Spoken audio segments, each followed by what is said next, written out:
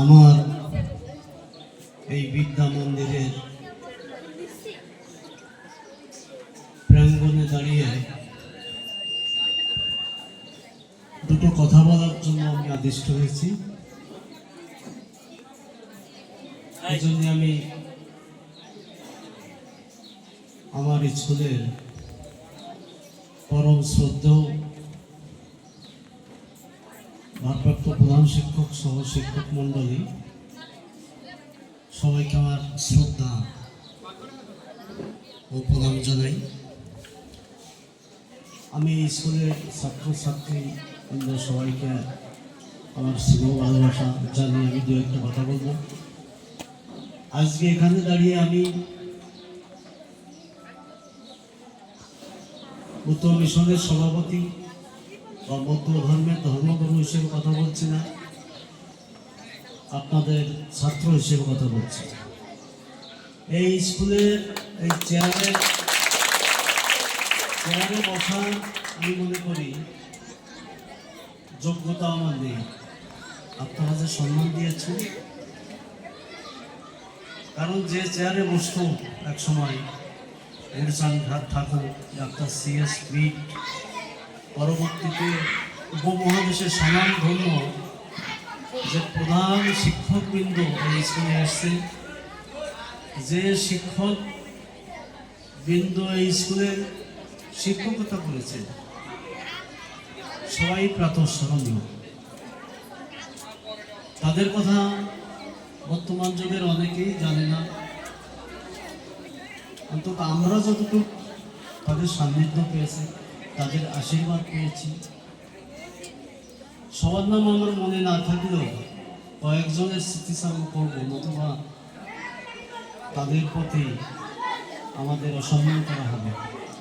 আমি স্কুলে যখন ছাত্র ছিলাম প্রথম আমি পেয়েছি আমাদের শ্রদ্ধেয় স্বর্গীয় মহিনীমোহন চৌধুরীর রিটায়ার্ডের পরে সমরেন্দ্রবাবু প্রধান শিক্ষক ছিলেন।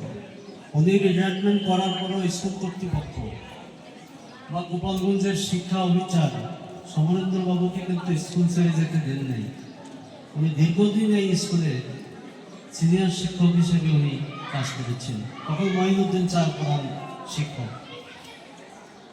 আমরা সান্নিধ্য পেয়েছি বা আমাদের সেই সময় প্রবীণ শিক্ষক ছিলেন আমাদের শ্রদ্ধেয় মনোরঞ্জন ভক্ত মহাশয়, শ্রদ্ধেয় এবং পূজনীয়। আমরা পেয়েছি শ্রী নিহারেন্দ্র ভক্ত মহাশয়কে। আমরা পেয়েছি শ্রী কিরণচন্দ্র গাইন মহাশয়কে, শ্রী মলয় চৌধুরীকে, এখনো আমার কাকা জীবিত আছেন, শ্রী সুভাষ চৌধুরীকে। আমরা পেয়েছি আমাদের কমল কৃষ্ণ রায় চৌধুরী, আমাদের পণ্ডিত মশাই। উনি সব্যসাচী শিক্ষক ছিলেন, সব সাবজেক্ট পড়াতে পারতেন, সব কিছু পারতেন, কেরানির কাছ থেকে সব কিছু উনি দক্ষতা ছিলেন। পেয়েছি দুর্গাদাস বাবু, পরেশ বাবু এসছেন মাঝখানে। আমরা পেয়েছি ফলজাদ স্যারকে, আমরা পেয়েছি সেই আগের যে মৌলভী সাহেবকে,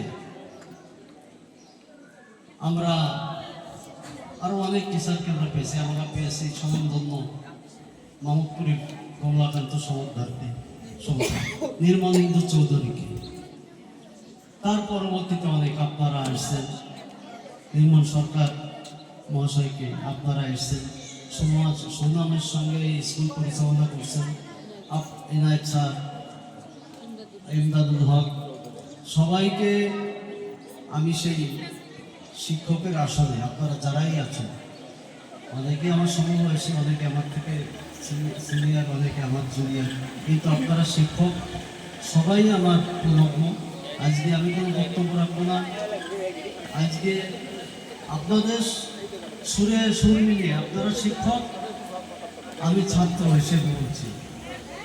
আজকে যে সুবর্ণা এই স্কুলে শিক্ষকতা করেছে, এখন সে বাংলাদেশের সংরক্ষিত মহিলা আসনের মনোনীত সংসদ সদস্য হয়েছেন জাতীয় সংসদে। আপনাদের দাবির সঙ্গে আমার যে অন্তত ওরাকান্দি মিড হাই স্কুল, আমরা অনেকে বলি যে 1908 খ্রিস্টাব্দে প্রতিষ্ঠিত, কিন্তু আসলে তা এই স্কুলটা প্রতিষ্ঠিত 1891 খ্রিস্টাব্দে ওরাকান্দি এই চৌধুরী বাড়িতে স্কুলে প্রতিষ্ঠিত। এবং এর প্রথম শিক্ষক ছিল গুরুচাঁদ ঠাকুরের জ্যেষ্ঠ পুত্র শশীভূষণ ঠাকুর। পর্যায়ক্রমে গুরুচাঁদ ঠাকুরের আন্দোলনের ফসল 1808 খ্রিস্টাব্দে স্থায়ী অনুমোদন হয় ডাক্তার C.S. মিডের সহযোগিতায়। সে কারণে এই স্কুল অনেক প্রাচীন স্কুল। আজকে সেই স্কুল এখনো সরকারি হয় না, এটা দুর্ভাগ্য। গুরুচাঁদ ঠাকুরের প্রতিষ্ঠিত আর একটা স্কুল আছে এই গ্রামে, দেবী শান্তি সত্যভামা বালিকা বিদ্যালয়, 1932 খ্রিস্টাব্দে প্রতিষ্ঠিত। সেই স্কুলে প্রথম থেকে ক্লাস 8 পর্যন্ত, এখনো সেই ক্লাস 8 পর্যন্ত। মানে আমরা কি করলাম? দায়িত্ব ছিল এই স্কুলের যারা পরিচালনা, দীর্ঘদিন স্কুল পরিচালনা কমিটি বা ঠাকুর পরিবার, এর জন্য দায়ী আমরাও। যে স্কুল তো অনেক আগে বাংলাদেশের প্রেসিডেন্ট পর্যন্ত এসে গেছে ওরাকান্দি। 2-1 বছর পর পর কোনো এমপি বা মন্ত্রীর ওরাকান্দি আসে। ওরাকান্দি ঠাকুর বাড়ির উদ্যোগে ঠাকুরদের দাবির পরিপ্রেক্ষিতে রামদিয়া কলেজ সরকারি হলো, অথচ ওরাকান্দি দুটো স্কুল সরকারি হওয়ার কোনো কালোর মুখে এখনো দেখলো না।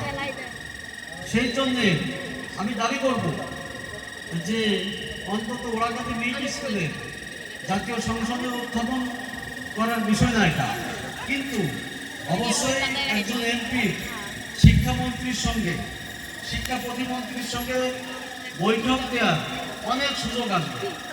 আমাদের মহাসচিব মহোদয়, আমার বন্ধুবর্গকে একই বয়সী তথ্য ও সম্প্রচার মন্ত্রী জনাব জহিরুদ্দিন সফর, আমার সাথে ভালো সম্পর্ক, তার সঙ্গে বসা। শিক্ষামন্ত্রী তো ভালো মানুষ, এদের সঙ্গে বসার সৌভাগ্য হবে এবং এই বিষয়টা আলোচনা করে অন্তত আমাদের এই স্কুলের জন্য পর্যায়ক্রমে আগে দাবিদার ওরাকান্দি মিড হাই স্কুল যাতে সরকারি হতে পারে, তারপরে ওরাকান্দি বালিকা স্কুলে যাতে ক্লাস 10 পর্যন্ত মাধ্যমিক স্কুলের পক্ষ থেকে যাতে পরীক্ষাগুলো দিতে পারে, পর্যায়ক্রমে আমরা দাবি করবো ওটাও যাতে সরকারি হয়।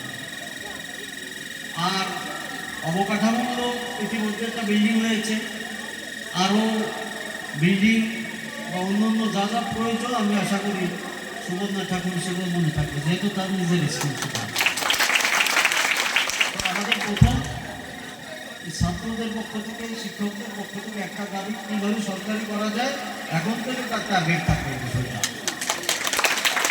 আপনাদের সবাইকে আমার প্রণাম জানিয়ে, ছাত্রছাত্রীদের আমার স্নেহ ভালোবাসা জানিয়ে আজকে উপস্থিতি অত্র অঞ্চলের সবার গণ্যমান্য ব্যক্তি, আমাদের সুদূর ঢাকা থেকে আসছে উমেশবাবু, উনি প্রধানমন্ত্রীর কার্যালয়ে চাকরি করতেন, বিমল অডিট অফিসার ছিলেন। এদের আমি ধন্যবাদ জানিয়ে সবাইকে আবার আমার প্রণাম স্নেহ জানিয়ে বিশেষ করছি।